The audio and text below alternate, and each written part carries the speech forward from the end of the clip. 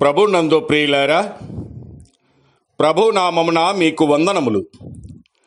ఈరోజు దేవుని యొక్క వాక్య ధ్యానము ఆదికాండము 18వ అధ్యాయము 17-18 వచనాలు. అప్పుడు యెహోవా, నేను చేయబోవు కార్యము అబ్రహామునకు దాచెదనా? అబ్రహాము నిశ్చయముగా బలముగల గొప్ప జనమగును. అతని మూలముగా భూమిలోని సమస్త జనములను ఆశీర్వదింపబడును. దేవుడి ఈ మాటలు దీవించి ఆశీర్వదించునుగాక. గమనించండి ప్రియులారా, అబ్రహాము అన్న మాటకు అనేక జనములకు తండ్రి అని అర్థము. ఆయన నీతిమంతుడు, దేవుని స్నేహితుడు, విశ్వాసులకు తండ్రి.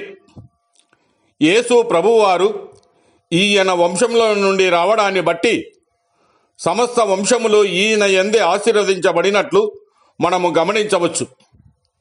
అబ్రహాము యొక్క సోదరుని కుమారుడు లోతు నీతిమంతుడు.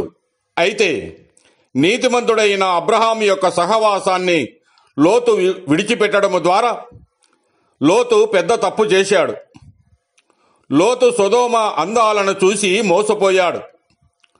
సొదొమ ప్రజల అలవాట్లు, వారి జీవన విధానము తెలిసి కూడా వారితోనే జీవించడానికి ఇష్టపడ్డాడు లోతు.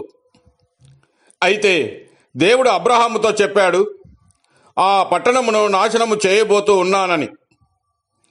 అయితే అబ్రహాము, సరే దేవా, నేను నా కుటుంబం బాగుంటే చాలు, ఎవరు ఏమైతే నాకెందుకని మాట్లాడక ఊరుకొనలేదు. దేవుని సన్నిధిలో యాచన చేస్తూ ఉన్నాడు. ప్రార్థన సామాన్యమైనది, విజ్ఞాపన బలమైనది, యాచన దానికంటే శక్తివంతమైనది, మూలుగు అత్యున్నతమైనది. అబ్రహాము యాచిస్తూనే విజ్ఞాపన చేస్తూ ఉన్నాడు. దీనిని బట్టి మనం అర్థం చేసుకొనవచ్చు నీతిమంతుల పట్ల అతనికి ఎంత బాధ్యత కలిగి ఉన్నాడో. అప్పుడు అబ్రహాము సమీపించి ఇట్లనెను, దుష్టులతో కూడా నీతిమంతులను నాశనము చేయుదువా అంటూ మొదలుపెట్టి, ఆ పట్టణంలో 50 మంది నీతిమంతులు ఉంటే వారిని బట్టి ఆ పట్టణాన్ని కాపాడవా అంటూ దేవునితో యాచన ప్రారంభించి 10 మంది వరకు తగ్గించుకుంటూ వచ్చాడు. ఆ పట్టణాలు నాశనము కాకుండా కాపాడడానికి సకల విధమైన ప్రయత్నాలు చేశాడు. రక్షణ లేని బిడ్డల కోసము గోజాడే అనుభవం మనకు ఉందా? రక్షింపబడిన మనము రక్షణ లేని వారి కొరకు ప్రార్థించాలి, విజ్ఞాపన చేయాలి, యాచించాలి. అటువంటి భారము, బాధ్యత తప్పక మనము కలిగి ఉండాలి.